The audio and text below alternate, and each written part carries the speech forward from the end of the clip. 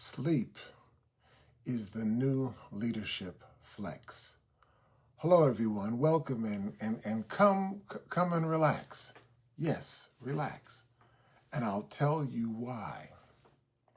Welcome to the 10 Commandments of Leadership podcast, where we educate, equip, and empower emerging leaders with God-thought leadership. And we present current events and newsmakers in the light of best practices from the Bible. This week, I want to talk about something that many leaders have overlooked, minimized, and in some cases, even bragged about. Sleep, or the lack of it. For too long, some of us have treated exhaustion like a badge of honor. Dark circles under our eyes meant you were serious. Late nights meant that you were committed.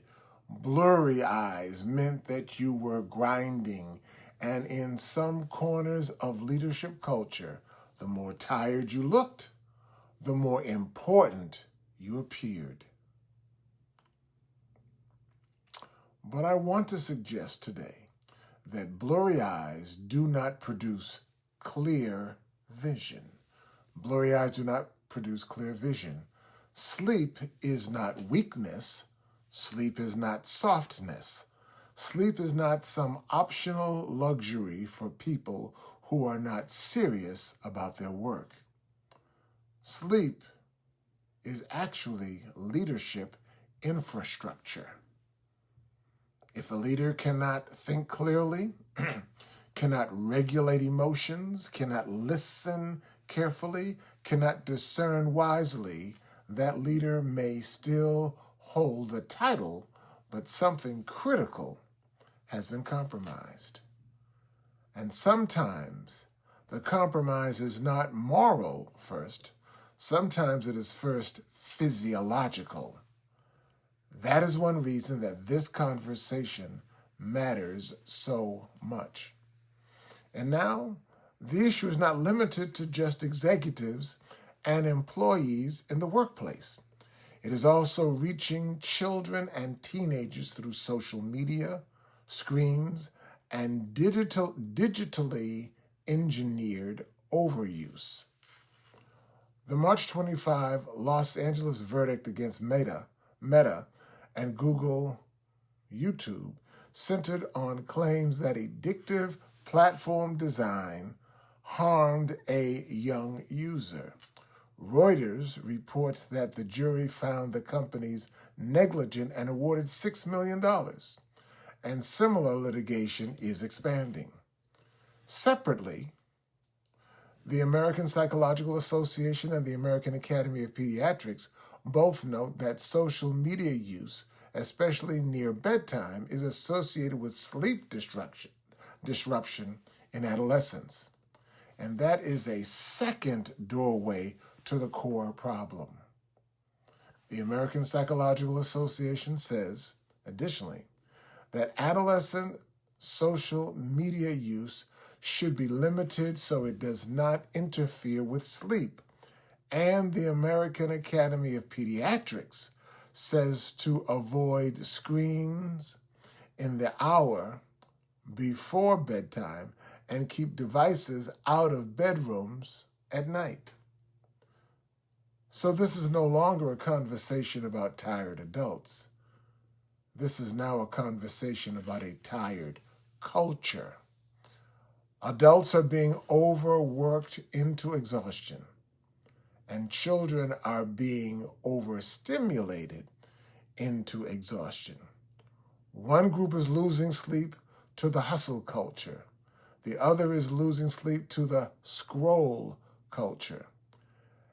But both are paying a price. And here is what makes that especially urgent for me.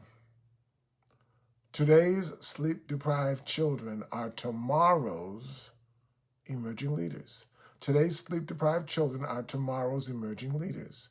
That means that the battle over rest is not just about comfort. It is about formation. It is about what kind of minds, what kind of habits, what kind of judgment, what kinds of emotional health are we preparing for the future. We're not just inheriting a tired workforce, we may be raising one. And if that is true, then rest belongs to our leadership, in our leadership culture, in a much bigger way than we have allowed. Now, some people may hear this and say, well, that just sounds like self-care talk. No. This is deeper than self-care. This is actually stewardship. This is stewardship of the mind, the stewardship of the body, the stewardship of judgment, the stewardship of relationships, the stewardship of work itself.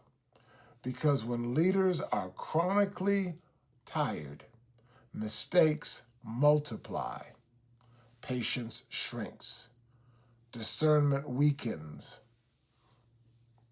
short tempers get even shorter, listening declines, creativity drops, and eventually, even if the work still gets done, it no longer gets done with wisdom. So I want to challenge an old myth today. The old flex was fatigue. The old flex was overexertion. The old flex was, look how hard I'm working. But the new leadership flex ought to be clarity, calm, wisdom, boundaries, emotional steadiness, strategic thinking. And I will go one step further.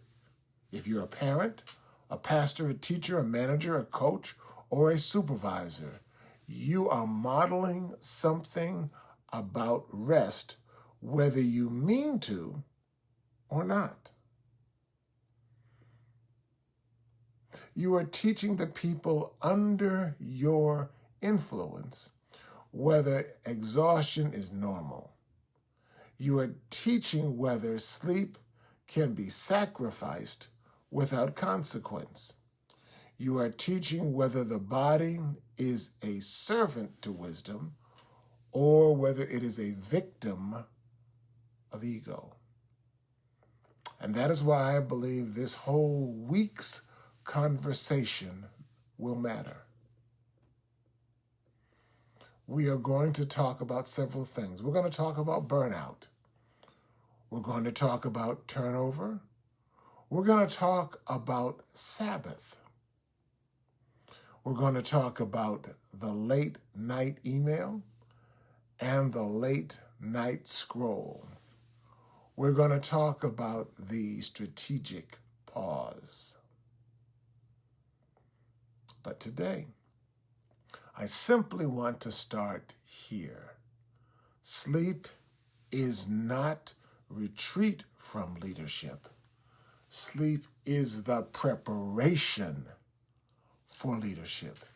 And if we don't protect rest, we should not be surprised when judgment gets cloudy, when tempers get short, when teams get brittle, and when children grow up thinking that constant stimulation is normal. The old flex was looking tired. The new flex should be leading with a rested mind. I'll see you next time. Thank you for joining us today for the 10 Commandments of Leadership podcast. It'll be available to us every weekday afternoon at 4 p.m. Central Time. Available on Facebook, LinkedIn, and YouTube. And I also invite you to join us every morning, afternoon, and evening for Tim Alston's Leadership Nuggets, where we empower, equip, and educate emerging leaders to manage ego problems in 60 seconds. And those air 3 times a day, at 7 a.m., at 1 p.m., and again at 7 p.m. Central Time. See you then, see you there, and once again, invite a friend. Bye-bye.